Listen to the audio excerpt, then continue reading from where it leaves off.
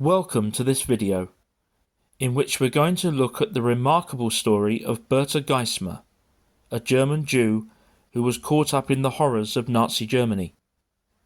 She also worked for the famous 20th century conductor and musical impresario Sir Thomas Beecham. In my previous video, which is available now on my channel, I looked at his life and career.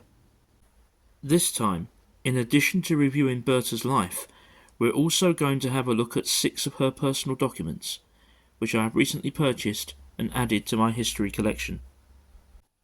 Berta was born in Mannheim, Germany, in 1892. Her family were very musical, and a family friend was none other than Wilhelm Furtwängler, who would later become the director and conductor of the Berlin Philharmonic Orchestra, and internationally famous. Berta became his secretary in 1921, and the pair appear to have worked very well together for many years. My research has only been able to find 2 photographs of Berta Geissmar, and this one, where she can be seen on the far left, is particularly poignant. It was taken at the 47th birthday celebrations for Wilhelm Furtwängler, who can be seen seated second from the right. It can therefore be accurately dated to the 25th of January 1933. That's just 5 days before Hitler was appointed Chancellor of Germany. The Nazis were quick to start eliminating Jews from all areas of public life. The arts, music and culture were particularly in the spotlight, and Berta was soon forced out of her job. Berta managed to escape from Nazi Germany, and, as we saw in my previous video, by 1936 was in England and working for Sir Thomas Beecham. However, many members of her family were not so lucky.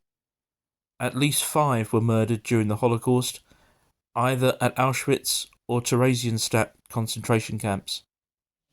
Berta's work for Sir Thomas Beecham often required her to travel abroad, sometimes with him and the musicians, and sometimes on her own to make preparations.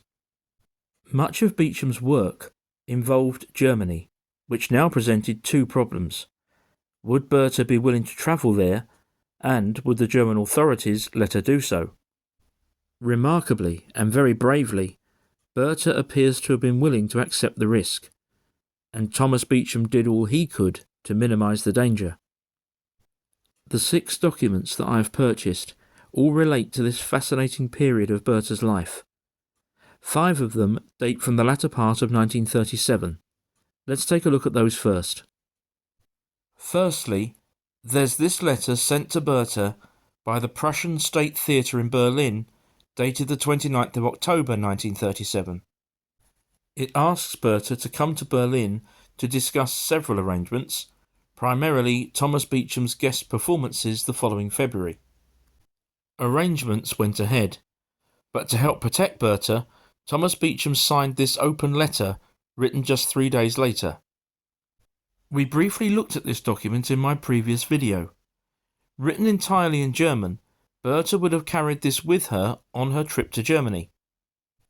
When translated into English, it reads, "My General Secretary, Fräulein Dr. Geissmar, is travelling to Germany to negotiate about my guest performances at the Berlin State Opera and with the Berlin Philharmonic, and about the engagements of the German singers for the next season in London." The Nazis knew that they couldn't get a Beecham performance unless they worked through Berta. They were therefore prepared to turn a blind eye to their own anti-Semitism. And just 5 days later, on the 6th of November 1937, the Prussian State Theatre sent her their own open letter.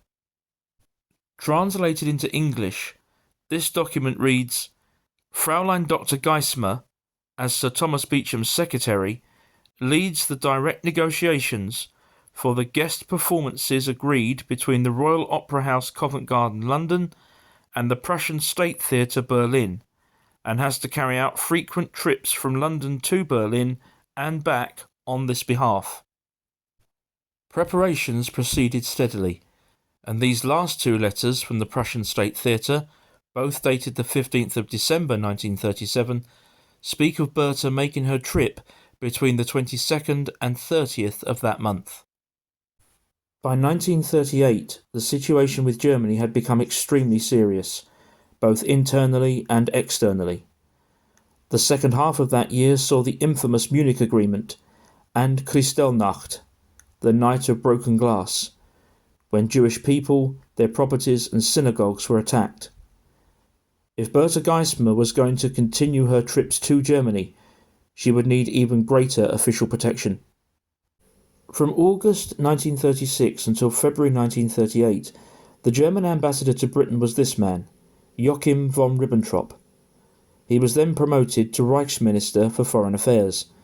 After the war, he would be tried at Nuremberg and executed for war crimes.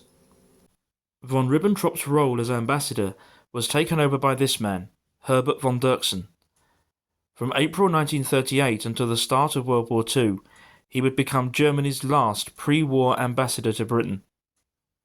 So it was to von Dirksen that Sir Thomas Beecham now turned for assistance, and on the 6th of July 1938 he issued this historic document, the last item in my Berta Geissmar collection.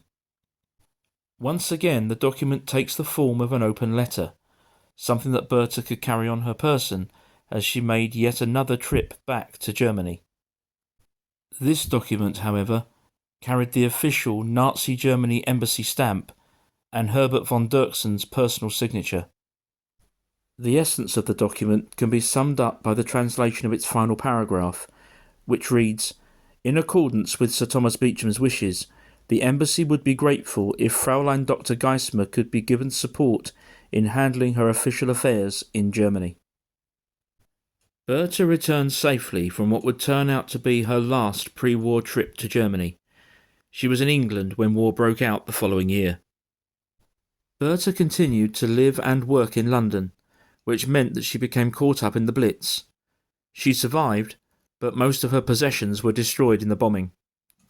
Berta Geissmar continued to work for Sir Thomas Beecham until shortly before her death in 1949, at the age of just 57.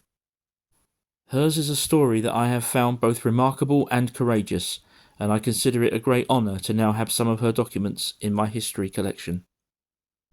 Thank you very much indeed for watching this video, which I hope you've enjoyed. Please subscribe to the channel if you haven't already done so, and bye for now.